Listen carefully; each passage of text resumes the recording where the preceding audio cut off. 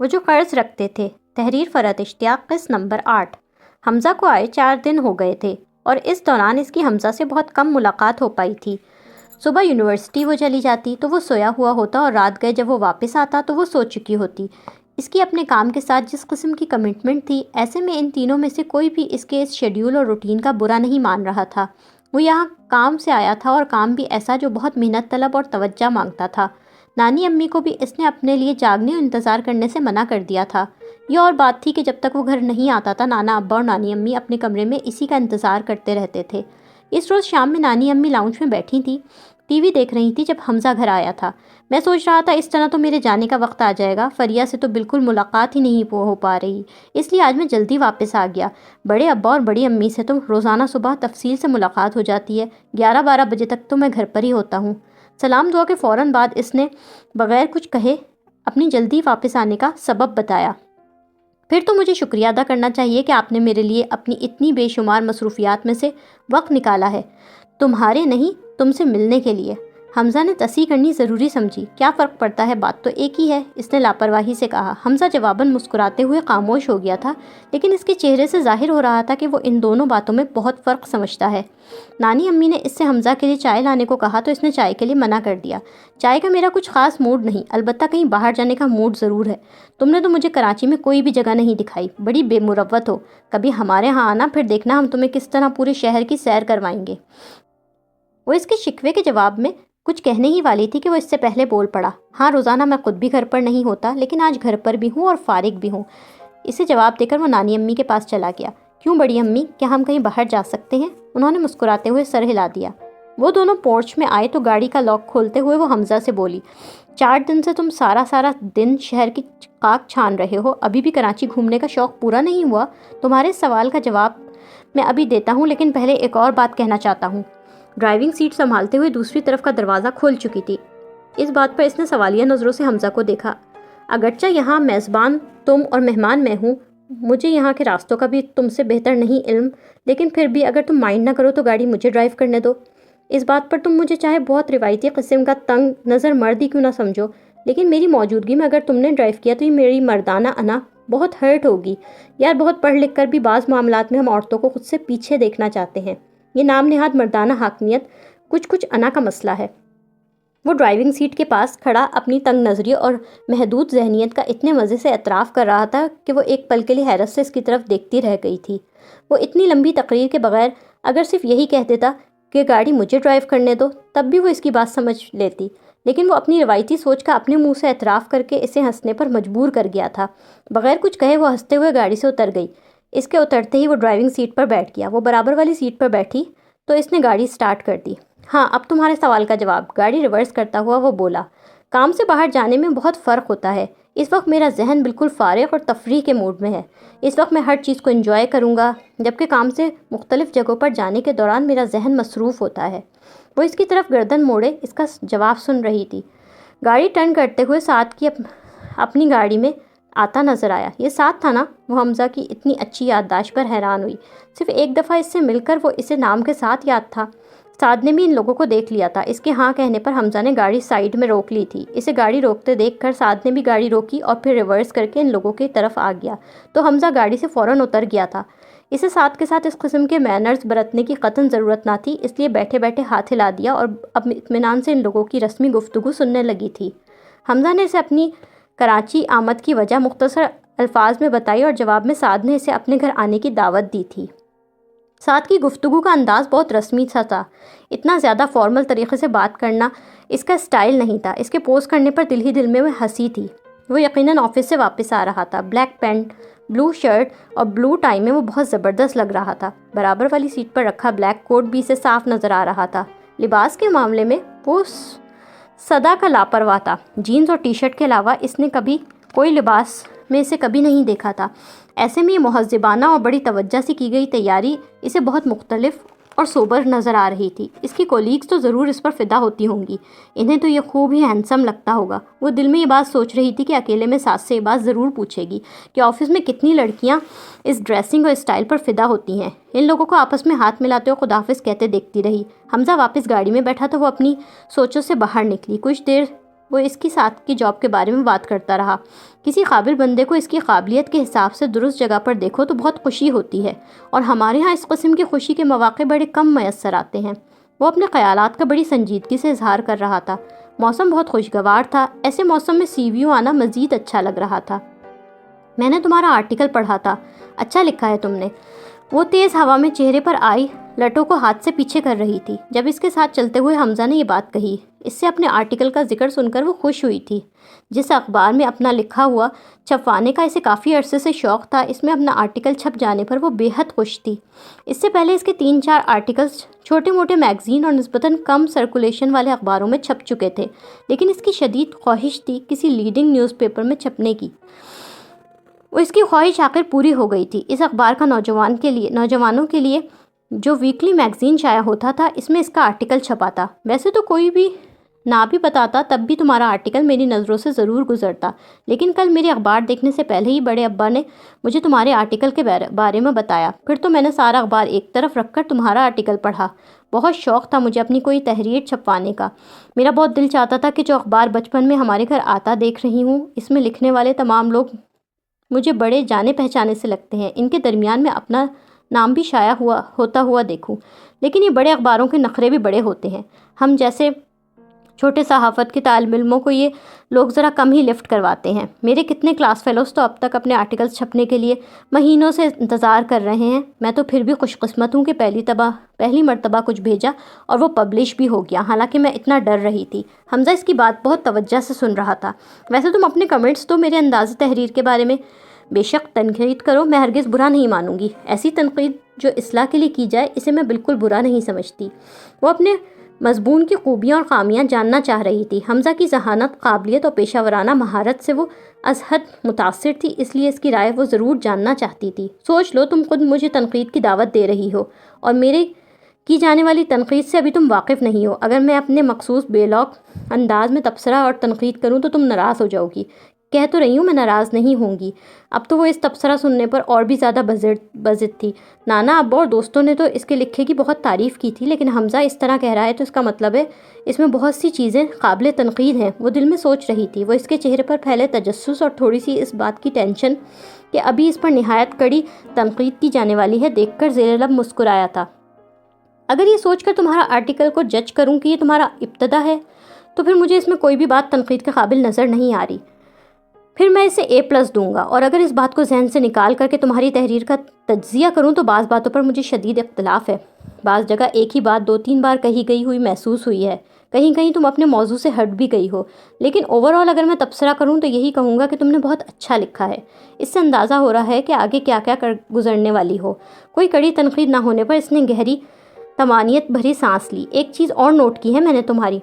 वो मज़ीद गोया हुआ तो वो सवालिया अंदाज में इसकी तरफ देखने लगी। तुम दिल से सोचती हो फरिया। वो खामोशी से इसके मज़ीद बोलने की मुंतज़िर थी। हर दहशतगर्द मुसलमान ही क्यों होता है? तुमने इस मौजू पर बड़ी हसासियत और अपनी तमाम तर सोचों को दिल से ताबे करके लिखा है। क्या इस मौजू पर हसास होना और दिल से सोचना नाजायज़ है? वो इसकी बात सुनकर बहस करने वाले अंदाज में पूछने लगी। मैंने ये नहीं कहा कि यह गलत है। दरअसल लोगों की बुनियादी तौर पर 2 इक़साम हैं। एक वो जो दिमाग अव्वलियत देते हैं, हर काम अक्ल और शऊर की बुनियाद पर करना पसंद करते हैं, और दूसरे तुम्हारी तरह जिनके दिल दिमाग तमाम सोचे दिल के ताबे होती हैं। तुम ज़िंदगी में हर वो काम करोगी जो तुमसे तुम्हारा दिल करने को कहेगा, और दिल के इस कहे के आगे तुम अपना कोई नफ़ा नुकसान और किसी अक्ल व दानिश को कबूल नहीं करोगी। सिर्फ एक आर्टिकल पढ़कर वो इसकी पूरी शख्सियत का तज्ज़िया करने लगा था। अपने बारे में ये बात इसे खुद नहीं मालूम थी, इसलिए इसने इसके बारे में मज़ीद कोई बहस या इख्तिलाफ़ नहीं किया। लेकिन एक बात इसने हमज़ा से ज़रूर पूछी। शायद तुम ठीक कह रहे हो सकता है ये सच हो कि मैं दिल से सोचती हूँ, लेकिन हमज़ा, क्या दिल से सोचना बुरी बात है? जो लोग दिल की मानते हैं, क्या वो कम अक्ल और बेवकूफ़ होते हैं, हमेशा नुकसान उठाते हैं? इसकी बेहद संजीदगी से पूछी गई बात के जवाब में वो बड़े मजबूत लहजे में फ़ौरन बोला, औरों के बारे में तो मैं कुछ नहीं कह सकता, लेकिन तुम्हारे बारे में ये बात 100% यकीन के साथ कह सकता हूँ कि तुम्हारा दिल तुम्हें कभी कोई गलत मशवरा नहीं देगा। مجھے یقین ہے کہ دل سے سوچنے کے باوجود بھی تم کبھی نقصان نہیں اٹھاؤ گی۔ صرف ایک آرٹیکل پڑھ کر تم نے میرے بارے میں اتنے سارے اندازے لگا لیے، میں حیران ہوں۔ یہ صرف ایک آرٹیکل پڑھ کر لگائے جانے والے اندازے نہیں ہیں، پہلے بھی تمہارے بارے میں میری یہی رائے تھی، اب تو اس رائے میں مزید کنفرم ہو گیا ہوں۔ تم نے میرے اس سے پہلے والے آرٹیکلز بھی پڑھے ہیں، لیکن وہ کسی خاص اخبار میں تو نہیں چھپے تھے۔ وہ اس کی بات کا یہی مطلب سمجھی کہ وہ اس کے پچھلے آرٹیکلز کا حوالہ دے رہا ہے۔ وہ اس کا سوال سن کر مسکرایا لیکن جواب میں کچھ نہیں بولا۔ اس سے پہلے کہ وہ وضاحت چاہنے کے لیے مزید سوال کرتی، وہ جلدی سے بولا، بھوک لگ رہی ہے، چلو کچھ کھاتے ہیں۔ وہ اس موضوع کو کسی اگلی نشست کے لیے اٹھا رکھنے کا سوچتے ہوئے اس کی کھانے والی بات کا جواب دینے لگی تھی۔ کچھ دیر بعد جب وہ دونوں ایک ریسٹورنٹ میں داخل ہو رہے تھے تو وہ سنجیدگی اور بردباری سے حمزہ کو مخاطب کر کے بولی، اگرچہ کہ یہاں میزبان اور مہمان تم ہو، لیکن چونکہ میرے بل پے کرنے سے تمہاری مردانہ انا کو سخت تکلیف پہنچنے کا شدید خطرہ ہے، اس لیے میں از خود تمہیں موقع دے رہی ہوں کہ بل تم پے کرو۔ ہر وہ جگہ جہاں خرچہ بچنے کا امکان ہو، میں موقع محل کے حساب سے میزبان اور مہمان دونوں بن جاتی ہوں۔ اس معاملے میں میرے ساتھ انا وغیرہ کا کوئی مسئلہ نہیں ہے۔ وہ اس کی برجستگی کو انجوائے کرتا ہوا ہنسنے لگا۔ وہ واقعی اپنی کہی بات کے عین مطابق بڑی شان بے نیازی سے ایک میز منتخب کرتی کرسی پر بیٹھ گئی، جبکہ حمزہ کاؤنٹر پر کھڑا ان دونوں کی ٹرے تیار کروا رہا تھا۔ تھوڑی دیر میں وہ بھی تمام مطلوبہ اشیاء لے کر میز پر آ گیا۔ ایک تو یہ برگر ہی میرا فیوریٹ ہے، اس پر سے کہ ایک کہ اس کا بل بھی میری جیب سے ادا نہیں ہونا، اس لیے ہمیشہ سے کچھ زیادہ مزے کا لگ رہا ہے۔ وہ بڑے مزے سے کھاتے ہوئے بولی۔ برگر کے لیے اس کی پسندیدگی کا سن کر حمزہ نے ایک اور برگر لانے کا پوچھا تو وہ کھلکھلا کر ہنس پڑی۔ ایسی خوش خوراک بھی نہیں ہوں میں۔ بہت خوشگوار ماحول میں کھانا کھا کر وہ دونوں گھر واپس آ گئے۔ نیوز تو ٹائپ ہو گئی، اب کالم بنائے جائیں گے۔ مانیٹر پر سے نظریں ہٹا کر وہ مناہل سے بولی۔ ہاں کالم بنائیں، پھر نیوز کٹ پیسٹ کریں، کیا بوریت ہے یار، مناہل نے منہ بناتے ہوئے اس کی بات کا جواب دیا۔ کمپیوٹر لیب میں اس وقت سبلنگ کی کلاس ہو رہی تھی۔ وہ اس کام کو کتنا انجوائے کرتی ہے، مناہل اتنا ہی اس سے چڑھتی تھی۔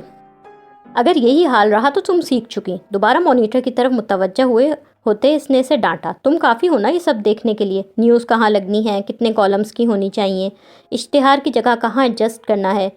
یہ کوئی لڑکیوں کے پڑھنے والا مضمون ہے؟ لڑکیاں تو ہلکے پھلکے مضامین پڑھتی ہوئی اچھی لگتی ہیں۔ پتہ نہیں کیا خناس سمایا تھا جو میں اتنی مشکل پڑھائی میں آ کر پھنس گئی۔ وہ دونوں ایک ہی پی سی استعمال کر رہی تھی، لیکن کام صرف فریا کر رہی تھی۔ مناہل سوائے بولنے کے کچھ نہیں کر رہی تھی۔ کلاس ختم ہونے پر سکون کا سانس لیتی وہ یوں اٹھی جیسے اس سے پہلے کتنی محنت کر رہی تھی۔ وہ اسے گھورتی ہوئی لیب سے باہر نکلی، لیکن پہلے قدم پر اسے رک جانا پڑا۔ کوریڈور میں کچھ ہی فاصلے پر ساتھ کھڑا تھا۔ وہ اسی کی طرف دیکھ رہا تھا۔ وہ اسے دیکھ کر بے تحاشا حیران ہوتی تیزی سے اس کے پاس آئی۔ ایسی کیا بات ہو گئی جو سعد یونیورسٹی آیا؟ اس وقت تو اسے اپنے آفس میں ہونا چاہیے تھا۔ سب خیریت تو ہے سعد؟ آپ کی دعاؤں کی بدولت سب خیریت ہی خیریت ہے۔ اس کے سیدھے سادے سوال کا بڑے تپے ہوئے انداز میں جواب دیا گیا تھا۔ وہ اس کے چہرے پر نظر آتی برہمی اور ناراضگی کو تعجب سے دیکھ رہی تھی۔ کیا بات ہو گئی ہے سعد؟ اتنے اکھڑے اکھڑے سے کیوں ہو رہے ہو؟ وہ ناراضگی کی وجہ جانتی نہیں تھی، اس لیے اسے سمجھ نہیں آ رہا تھا کہ وہ کیوں ناراض ہے۔ کوئی بات نہیں ہے، یوں ہی میرا دماغ خراب ہو گیا ہے۔ وہ انہی بگڑے تیوروں سمیت بولا۔ اس طرح سے کیوں بات کر رہے ہو؟ کیا کر دیا ایسا میں نے جس پر تم مجھ سے خفا ہو؟ تم کل اس ایڈیٹ کے ساتھ کہاں جا رہی تھی؟ یوں ہی ذرا آؤٹنگ کا پروگرام ہے ہمارا۔ اس نے حمزہ کے لہجے کی نقل اتاری۔ وہ حمزہ کے لیے اتنے برے الفاظ استعمال کرنے پر اسے گھور کے دیکھ رہی تھی، لیکن وہ اس کے غصے کو نظر انداز کر کے اسی برہم سے انداز میں بولا، بڑی سیریں ہو رہی ہیں۔ میں 5 دن سے تمہارا فون نہ آنے پر یہی سمجھ رہا تھا کہ پڑھائی میں بیزی ہو۔ خود بھی جان کر اس لیے فون نہیں کیا کہ کہیں میری وجہ سے پڑھائی ڈسٹرب نہ ہو جائے۔ یہ بات تو کل معلوم ہوئی کہ مصروفیت پڑھائی کی نہیں، حمزہ شجاع احمد کے ساتھ سیر و تفریح کرنے کی ہے۔ وہ اس کی اتنی فضول باتوں پر سخت غصے میں آ گئی۔ تم ہوش میں تو ہو سعد؟ تم یہاں پر مجھ سے اتنی گھٹیا باتیں کرنے آئے ہو؟ مجھے افسوس ہو رہا ہے تمہاری پس ذہنیت پر۔ وہ میرا کزن ہے، ہمارے گھر مہمان ہے، میرا فرض بنتا ہے کہ میں اسے کمپنی دوں، اور اگر میں اس کے ساتھ کہیں گئی تو میں اپنے گھر والوں کی اجازت سے گئی تھی۔ تمہارے بے شمار دوست ہیں، میرے علاوہ تم ان کے ساتھ جہاں مرضی جاتے ہو، گھومتے پھرتے ہو، میں نے کبھی اس پر اعتراض نہیں کیا۔ پھر میرے بارے میں بھی تمہیں اعتراض کرنے کا قطعاً کوئی حق نہیں ہے۔ وہ بغیر کسی لحاظ کے بولتی چلی جا رہی تھی۔ سعد نے بڑی خاموشی اور سنجیدگی سے اس کی بات سنی، پھر وہ بغیر کچھ کہے تیزی سے واپس مڑ گیا۔ اسے تیز تیز قدم اٹھاتے دیکھ کر وہ ایک دم اپنا غصہ اور خفگی بھول گئی۔ یوں خاموشی سے کسی جگہ سے چلے جانا سعد کا مزاج نہیں۔ یہ ٹھیک ہے کہ سعد نے اس کے لہجے میں اس کے ساتھ کبھی بات نہیں کی، لیکن اس کی خاموشی گہری سنجیدگی سے بوکھلا گئی تھی۔ اس نے بے اختیار زور سے اسے آواز دی۔ وہ اس کی آواز نظر انداز کر کے اسی رفتار سے چلتا کوریڈور کے آخری سرے پر پہنچ کر مڑ گیا تھا۔ وہ اس سے ناراض ہو کر جا رہا تھا۔ یہ سوچ دوسری ہر سوچ پر حاوی تھی۔ وہ تیزی سے چلتی اس کے پیچھے آئی تھی، چلتی بھی کیا تقریباً بھاگتی ہوئی۔ میری بات سنو سعد، اس نے اس کا ہاتھ پکڑ کر روکا۔ کتنے لوگوں نے اس کی اس حرکت پر اسے تعجب سے دیکھا۔ لوگوں کی نگاہوں اور اپنے یوں بھاگنے پر شرمندہ ہوتے اس نے اس کا اپنے ہاتھ پر سے واپس ہٹا لیا۔ تم میرے ساتھ اس طرح کیوں بیہیو کر رہے ہو؟ وہ اس کی آنکھوں میں جھانکتی خفگی دیکھ کر روحانسو ہو گئی تھی۔ پلیز اس طرح سے ناراض مت ہو، میں تم سے ناراض نہیں ہوں فریا۔ وہ اس کی طرف دیکھے بغیر سنجیدگی سے بولا۔ وہ اس کی اجنبیت بھرے انداز پر ساکت کھڑی رہ گئی۔ وہ سب کے لیے فریا ہو سکتی لیکن ساتھ سے تو اسے اس نام سے کبھی نہیں پکارتا۔ کتنی غیریت اور دوری کا احساس ہو رہا تھا اسے اس نام کے لینے پر۔ وہ اس کے چہرے پر بکھرے ملال کو نظر انداز کر کے چلا گیا تھا۔ گھر واپس آ کر اس نے بے شمار مرتبہ ساتھ کے موبائل پر بات کرنی چاہی لیکن وہ فون اٹینڈ ہی نہیں کر رہا تھا۔ یقیناً اس کا نمبر دیکھ کر ہی وہ کال ریسیو نہیں کر رہا تھا۔ رات میں اس کے گھر پر فون کیا تو فخرو نے یہی جواب دیا کہ سعد گھر پر نہیں ہے۔ پتہ نہیں وہ سچ بول رہا تھا یا جھوٹ، لیکن اسے یہی لگ رہا تھا کہ سعد نے ہی کہا ہوگا کہ اسے بات نہیں کرنی۔ چھوٹی موٹی تکرار تو ان کے درمیان اکثر ہو جایا کرتی تھی لیکن اس طرح سے ان دونوں میں سے کوئی بھی ایک دوسرے سے ناراض نہیں ہوا کرتا تھا۔ ان کی دوستی میں خاموشی اور ناراضگی کا کوئی گزر ہی نہیں تھا۔ کسی کو کسی کی کوئی بات بری لگتی تو وہ منہ پر بھرا برا کہہ دیتا اور معاملہ اسی وقت ختم ہو جاتا۔ پھر اب وہ اس طرح کیوں کر رہا تھا؟ اسے اپنی فیوریٹ بریانی اچھی نہیں لگ رہی تھی، نہ پڑھنے کا دل چاہ رہا تھا، نہ سکون سے نیند آ رہی تھی۔ صبح وہ یونیورسٹی جانے کے لیے معمول سے پہلے گھر سے نکل گئی تھی۔ اس نے گاڑی سعد کے گھر پر روکی۔ اسے یقین تھا کہ اس وقت وہ اسے گھر پر ضرور مل جائے گا۔ ابھی وہ آفس کے لیے نہیں نکلا ہوگا۔ وہ گھر پر اس کے سامنے کھڑے ہو کر یہ نہیں کہہ سکتا کہ وہ گھر پر نہیں ہے۔ آنٹی انکل کے جانے کے بعد وہ سعد کے گھر بہت کم آتی تھی۔ ان کی دوستی میں ایسی کوئی بات موجود نہیں تھی لیکن وہ لوگوں کی ذہنیت کو تبدیل نہیں کر سکتی تھی، اس لیے خود ہی محتاط ہو گئی تھی۔ یہاں وہ کبھی مہمان نہیں سمجھی جاتی تھی۔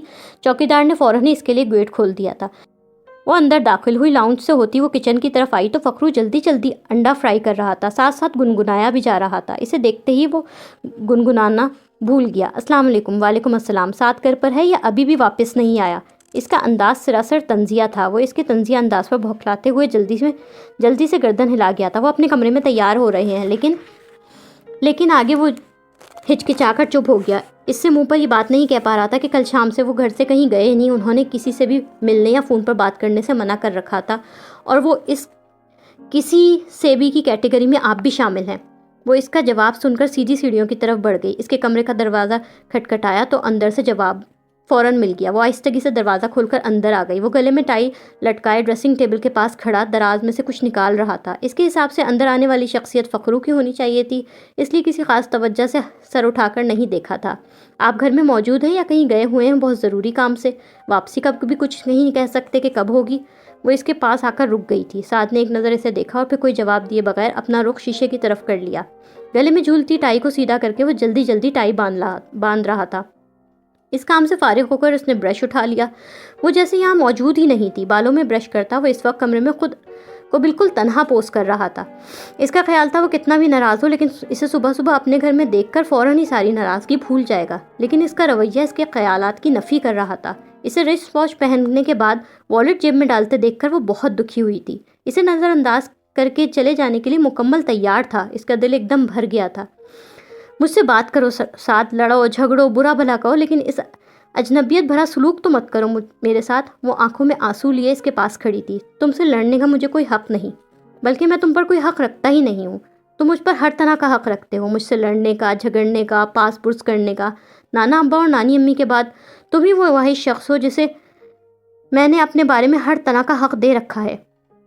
غصے میں انسان بہت سی باتیں بغیر سوچے سمجھے بول دیتا ہے، اس کے الفاظ کا وہ مطلب نہیں ہوتا۔ میں نے غصے میں ایک بات یوں ہی بول دی اور تم نے اسے دل پر لگا لیا، اسے سچ سمجھ لیا۔ وہ روتے ہوئے بولی۔ اسے روتا ہوا دیکھ کر اس نے کوٹ پہنتے ہاتھ بالکل ساکت ہو گئے تھے۔ کوٹ پھینک کر اچھالا۔ وہ تیزی سے اس کے پاس آیا۔ وہ ایک طرف کھڑی سر جھکائے روئی چلی جا رہی تھی۔ ساری دنیا میں یہی وہ واحد شخص تھا جس سے اس نے اپنے آنسو کبھی نہیں چھپائے تھے۔ جب کبھی وہ دکھی ہوتی، اس نے خود کو تنہا محسوس کیا ہوتا، آنسو بہانے کے لیے ایک کندھا تلاش کرتی تو سب سے نزدیک اسی شخص کو پایا تھا اس نے ہمیشہ۔ نانا ابا اور نانی امی کے سامنے وہ کبھی نہیں روئی تھی۔ انہیں اپنے آنسوؤں سے دکھی کرنا اسے کبھی اچھا نہیں لگا تھا، لیکن اس کے پاس بیٹھ کر وہ رو بھی سکتی تھی اور اپنے دل کی ہر بات کہہ بھی سکتی تھی۔ اس لیے اس وقت جب وہ اس کے سامنے کھڑی رو رہی تھی تو نہ وہ اپنے رونے پر شرمندہ تھی، نہ اس سے اپنے آنسو چھپانے کی کوشش کر رہی تھی۔ یہ آنسو ہمیشہ اسی نے خشک کیے تھے تو آج بھی اسی نے ہی کرنے تھے۔ سعد نے ہاتھ پکڑ کر اسے بیڈ پر بٹھا لیا، پھر وہ پلٹ کر فریج میں سے پانی کی بوتل نکال کر اس کے لیے پانی نکالنے لگا۔ پانی پی لو فری، اور میں فری کب سے ہوئی؟ میں تو فریہ ہوں نا۔ اسی اجنبی انداز میں نام لو تم میرا جیسے کل لے رہے تھے۔ ابھی خود ہی تو کہہ رہی تھی کہ غصے میں انسان بہت سی باتیں سوچے سمجھے بغیر کہہ دیتا ہے۔ مجھے بھی غصہ آ گیا تھا تم پر۔ وہ اس کے آنسو صاف کرتا ہوا بولا۔ اب کبھی مجھ سے اس طرح ناراض مت ہونا سعد۔ اس کے چہرے سے ناراضگی کی دھن چھٹتی دیکھ کر وہ بے اختیار بولی تھی۔ وہ بہت گہری نگاہوں سے اس کی روئی ہوئی آنکھوں کو دیکھ رہا تھا۔ میری سمجھ میں نہیں آ رہا تمہیں میرا حمزہ کے ساتھ جانا کیوں برا لگا؟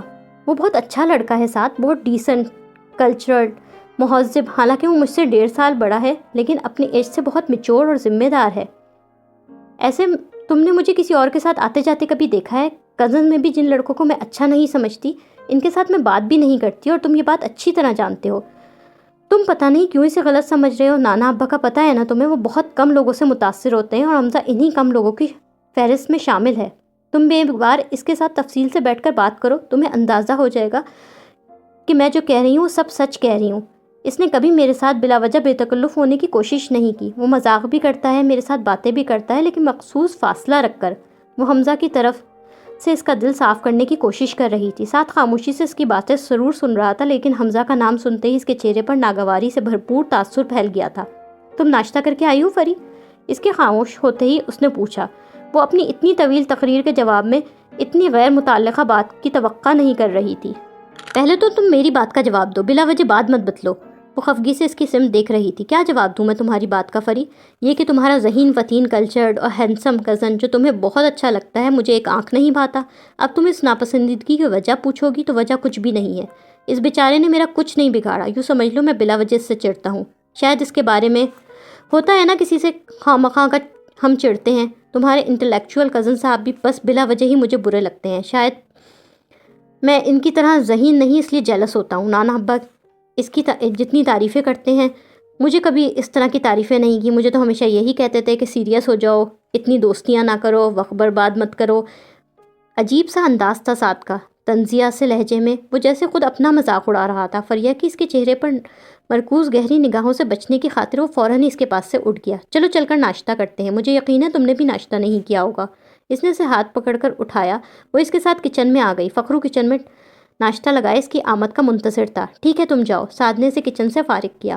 کیا کھاؤ گی؟ اسے معلوم تھا وہ آملیٹ نہیں کھاتی، اس لیے اپنے لیے موجود ناشتہ اسے پیش نہیں کیا۔ یہ ٹوسٹ رکھے ہیں نا، بس یہی ٹھیک ہے، تم فریج سے چیز نکال لو۔ وہ کرسی گھسیٹ کر آرام سے بیٹھ گئی تھی۔ اتنا عام سا ناشتہ؟ یار اب تم اتنا روئی ہو، وہ بھی میری وجہ سے۔ میرا فرض بنتا ہے تمہیں کچھ یونیک سا ناشتہ کراؤں۔ رونے میں تمہاری جو انرجی برباد ہوئی اور کئی لیٹر آنسو ضائع ہوئے، اس کا ازالہ تو کرنے دو۔ وہ اپنی ازلی اور فطری شوخی کی طرف پلٹتا ہوا شرارتی انداز میں بولا۔ کچھ دیر پہلے کی سنجیدگی اب ڈھونڈنے سے بھی نظر نہیں آ رہی تھی۔ ایسی میری فکر ہو تو رلاؤ ہی کیوں؟ وہ منہ پھلا کر بولی۔ وہ اس کے منہ پھلانے پر مسکراتا ہوا فریج سے اسٹرابریز اور دودھ کا ڈبہ نکالنے لگا۔ تمہارا ناشتہ ٹھنڈا ہو رہا ہے سعد، میں یہی کھا لوں گی۔ خواہ مخواہ تمہاری اتنی اچھی اور محنت سے کی گئی تیاری کا بھی ستیہ ناس ہو جائے گا۔ وہ اس کی بات سنی انسنی کرتا آستینیں فولڈ کیے اپنے کام میں مصروف تھا۔ اور یہ تیاریوں کے پیچھے کیا راز ہے؟ لگتا ہے کسی خوبصورت کولیگ کو متاثر کرنے کی کوشش کی جا رہی ہے۔ وہ اسے چھیڑنے سے خود کو باز نہیں رکھ پائی تھی۔ اتنے درست اندازی کیسے لگانے لگی ہو تم؟ وہ بلینڈر میں دودھ ڈالتا ہوا بولا۔ گھاس تھوڑی کھاتی ہوں میں سعد منیر صاحب۔ وہ شیک تیار کر چکا تھا۔ جگ میں اسٹرابری شیک نکال کر اس نے ایک گلاس اٹھایا اور پھر دونوں چیزیں میز پر لا کر رکھ دیں۔ خود بھی اس کے سامنے والی کرسی پر بیٹھ گیا۔ شروع ہو جاؤ اور یہ پورا جگ تمہیں خالی کرنا ہے۔ ناشتہ شروع کرتے ہوئے اس نے اس سے کہا۔ پورے جگ کی والی بات پر وہ بے ہوش ہوتے ہوتے بچی۔ کیا اس کے بعد میں کسی محاذ پر جا رہی ہوں جنگ لڑنے کے لیے؟ وہ اس کے ڈرنے پر ہنس پڑا۔ حمزہ کتنے دنوں کے لیے آیا ہے؟ جیسے ہی اس کا کام ختم ہو وہ چلا جائے گا، اور یہ کام کتنے دنوں کا ہے، کب ختم ہوگا، اس کے بارے میں مجھے کوئی آئیڈیا نہیں۔ وہ گلاس خالی کر چکی تھی۔ سعد اس کے خالی گلاس میں جگ میں سے اور شیک ڈالنے لگا تو اس نے منع کر دیا۔ میں گھر سے بھی چائے پی کر آئی تھی، بس اب اور نہیں لوں گی۔ وہ بہت الجھی ہوئی نظر آ رہی تھی۔ مائی سویٹ باربی، اسے پی کر آپ بالکل موٹی نہیں ہوں گی، سوکھی سڑی باربی ہی لیں گی۔ وہ شگفتگی سے بولی۔ وہ اس بات پر بھی سنجیدہ ہی رہی۔ وائٹ کلر تم نے خوب پہنا ہے آج۔ اب یہ پتہ نہیں کہ خاص طور پر دوستی اور صلح کے لیے پہنا ہے یا یہ آج محض اتفاق ہے، ویسے یہ کلر تم پر بہت سوٹ کر رہا ہے۔ وہ اس کی تعریف پر بھی نہیں مسکرائی تھی۔ کیا سوچنے لگی؟ سعد نے اس کے سامنے ہاتھ لہرایا۔ کچھ خاص نہیں، وہ سنجیدگی سے جواب دیتی کرسی پر سے اٹھ گئی۔ تم ہی کہتے ہو نا سعد کہ ایک بہت قریبی دوست کو گھڑی گھڑی اپنے خلوص کا یقین دلانا بہت انسلٹنگ لگتا ہے، اور تم میری اس عادت سے چڑھتے بھی ہو۔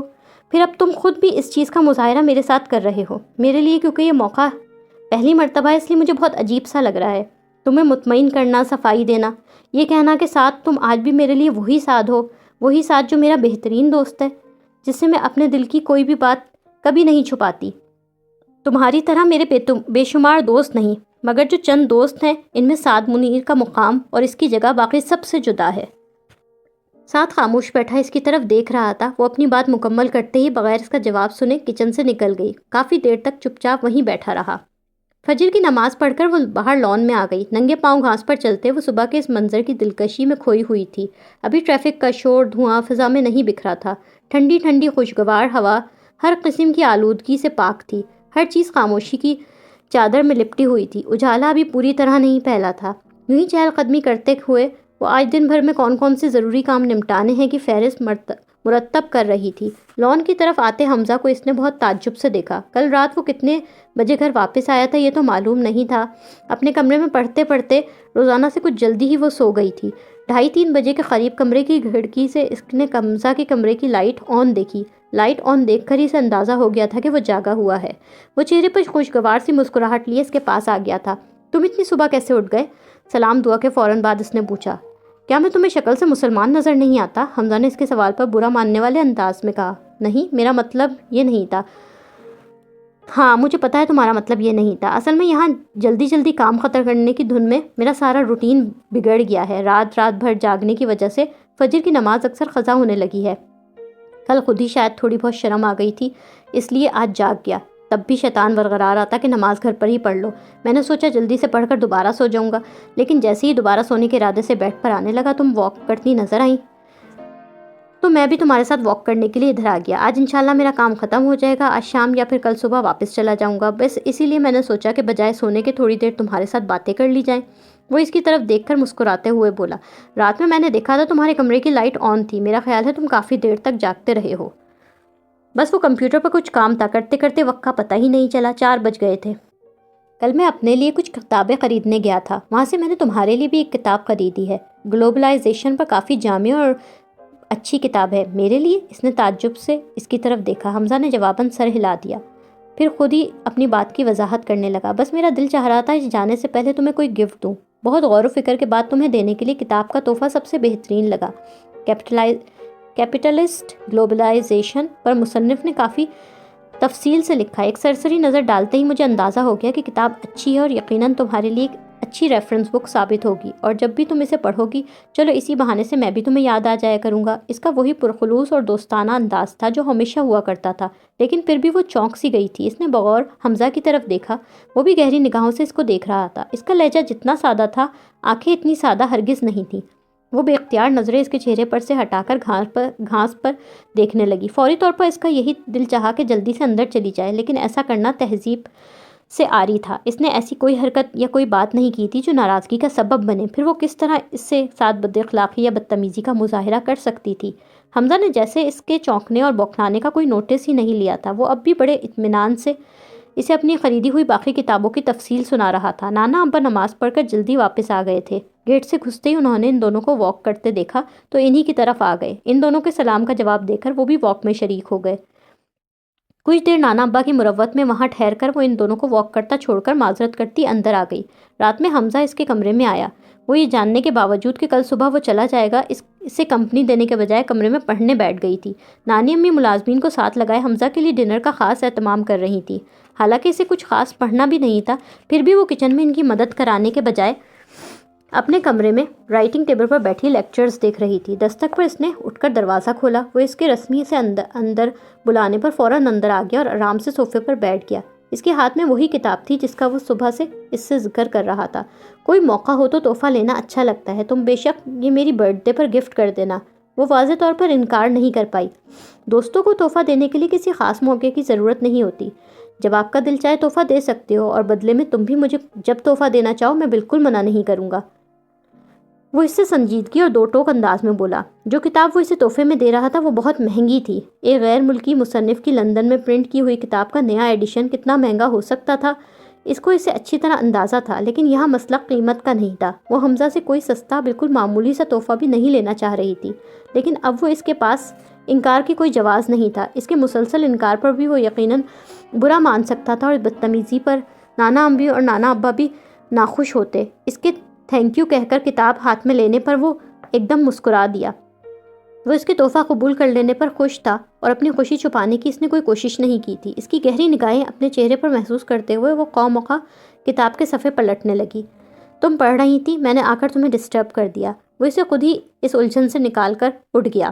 وہ اسے صرف اور صرف ایک کزن اور مہمان سمجھ رہی تھی، لیکن حمزہ اسے کیا سمجھ رہا تھا؟ کزن، دوست یا اس سے بڑھ کر کچھ اور وہ کچھ اور وہ سمجھ رہا تھا اسے سعد منیر نے فریہ سے بھی پہلے سمجھ لیا تھا۔